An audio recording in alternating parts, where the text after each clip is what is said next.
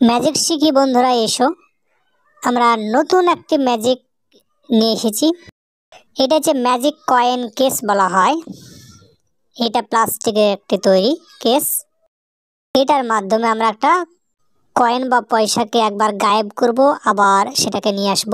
এই যে এইটার ভেতরে কোনো কিছু নেই, ফাঁকা। এটা মিডিলে একটা ফাঁকা জায়গা রয়েছে, এখানে আমি 5 টাকা কয়েনটা রাখলাম।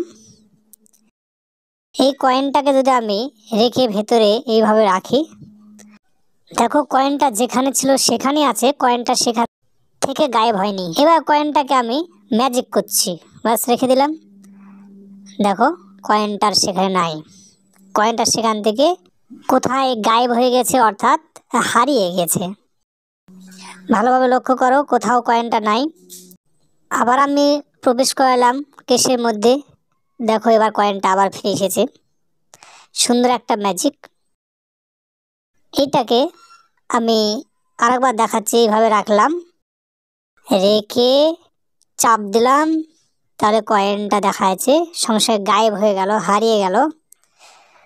ভেতরে নাই, কোনো দিকেও নাই কয়েনটা। আবার দ্বিতীয়বার যদি আমি এরকম সে কেসের মধ্যে রাখি, তাহলে কয়েনটা আবার ফিরে আসছে। এখন এটা কি করে হলো আমরা এটা এখন শিখব। এই যে কয়েনটা রয়েছে, এই কয়েনটা এইখানে একটা ফাঁকা জায়গা রয়েছে, এখানে একটা ফুটো রয়েছে, এখানেও একটা ফুটো রয়েছে, আর এইখানে একটা সূচালো অংশ রয়েছে। সেই সূচালো অংশটা যখন আমরা কয়েনটা রাখছি এবং কেসের মধ্যে ঢোকাচ্ছি ভেতরে, তখন কিন্তু এখনো কয়েনটা কোনো সমস্যা হচ্ছে না। যদি কেসটাকে উল্টে এইভাবে ঢোকানো হয়, একটা চাপ দিলাম, তাহলে পয়সাটা লুকিয়ে যাচ্ছে। কারণ যে পয়সাটা ওই কেসের মধ্যেই থাকছে, অর্থাৎ এই কালোটা অংশটার মধ্যে থাকছে, এইখানটাতে পয়সাটা লুকিয়ে থাকছে। আমি যদি আবার ঘুরিয়ে দিই,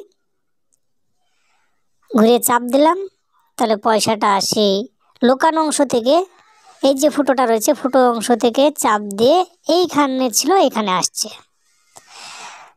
আমি যতবারই এইভাবে পেজটা দেখাবো, ততবারই একবার এ প্রান্ত প্রবেশ করাবো আর একবার ঘুরিয়ে অপর প্রান্ত প্রবেশ করাবো, মানে ঢুকিয়ে দেব।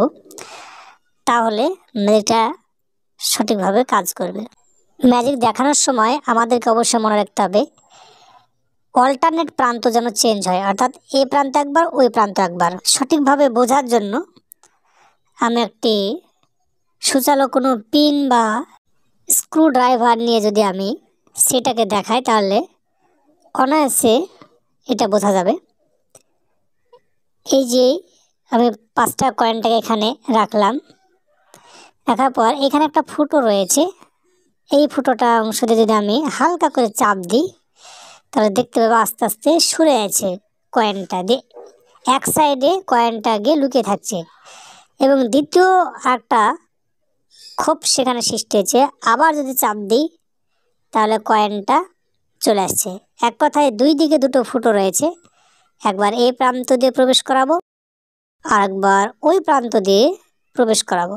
এই যে কেসটা রয়েছে, কেসের মিডিলে ঠিক এইরকম একটা সূচালো অংশ রয়েছে। যখন আমরা পয়সা সমেত কেসটিকে ভেতরে রাখছি, তখন সূচালো অংশটি সেই ফুটো দিয়ে ধাক্কা মারছে।